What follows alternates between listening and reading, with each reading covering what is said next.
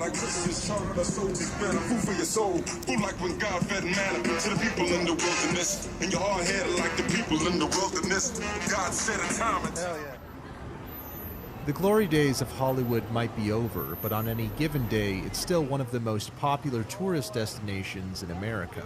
People flock here as a sort of pilgrimage, eager to gaze at the idols and landmarks they've only seen in media. Celebrity culture is ingrained into the very foundation of Hollywood. It's etched into the stars that line the Walk of Fame, only to be pissed on and trampled like every other street in LA. Because it's one of those where they say they're like, oh, drugs and this lead to other problems. I'm not a drug addict. I don't do anything. I don't make judgment on that. But they're like, oh, if we cut out all of the drugs, then there would be way less crime. There'd probably be a lot less violence and crime if the cops weren't fucking animals. Like, not that I...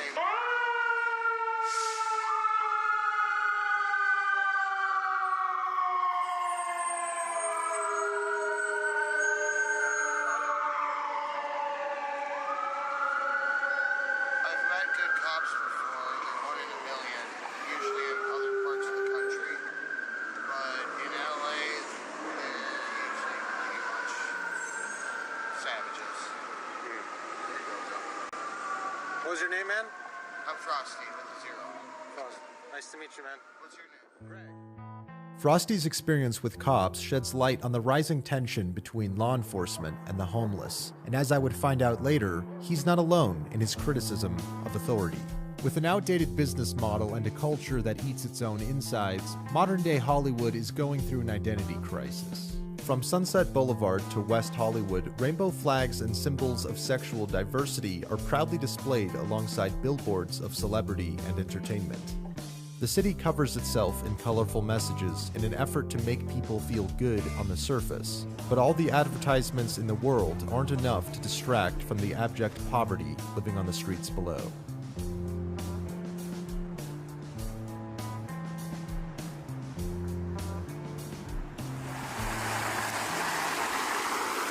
I met a man taking a bath in the West Hollywood fountain.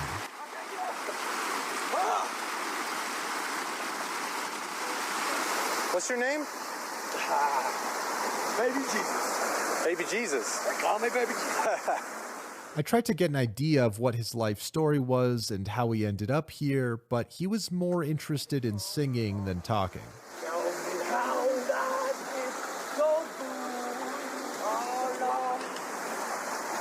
Made in England, baby.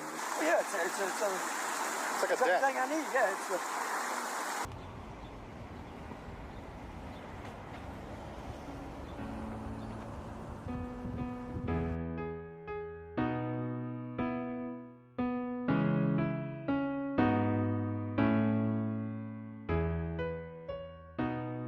In an effort to learn more about the evolving homeless situation, I set out to find the hotspots of poverty in LA. I was told the Veterans Park would be a good place to start, so I headed out expecting to see a park full of homeless people. But as I got closer, it became immediately obvious that this was not your typical park.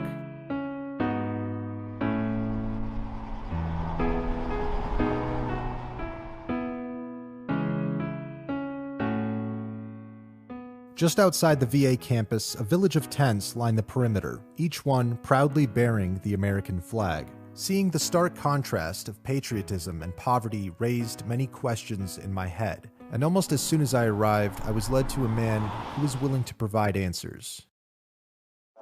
GEMBOB. That's filming. What's that? It's filming. Okay, so this is Veterans Row here. If you take a nice perusal, right? Behind that fence there is the West LA VA. Currently, there's only 58 veterans that live on campus, and there's nobody living in them, and it's just disgusting. And we're stuck out here living in these tents they have us out here. I soon found out that veterans are only allowed to stay on campus under the condition that they comply with a curfew and a ban on drugs and alcohol.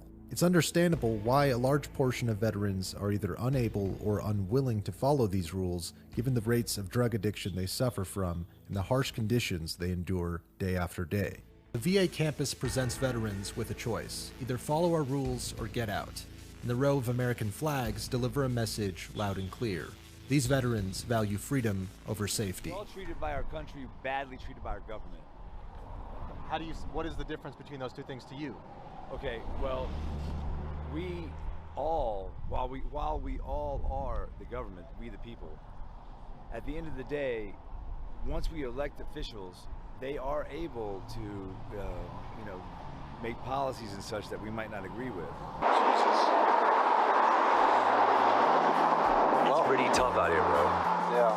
The time I spent with Jim Bob at the Veterans Encampment was enlightening. If only for a moment, I got to experience what life is like for people living on the streets.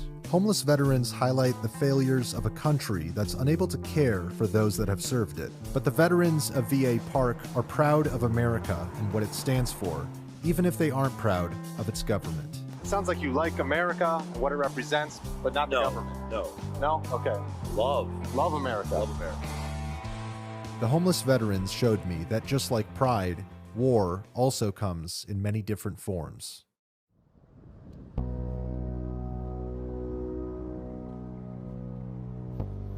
And this administration today, here and now, declares unconditional war on poverty in America.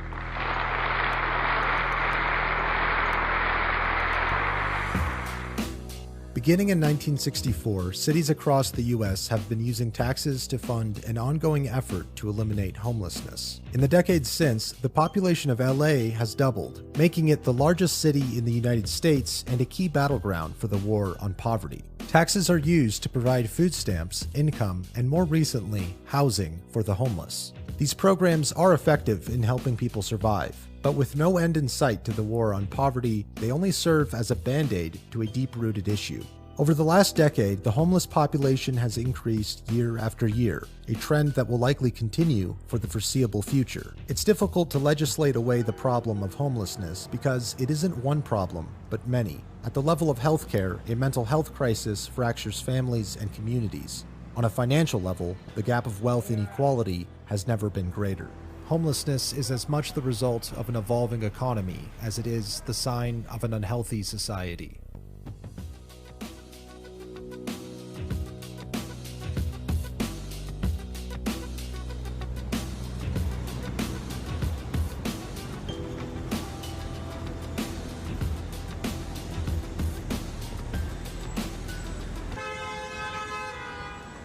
A year of lockdowns and restrictions has meant the closure of countless businesses. But where small businesses have failed, massive corporations have only expanded, resulting in the largest transfer of wealth in history.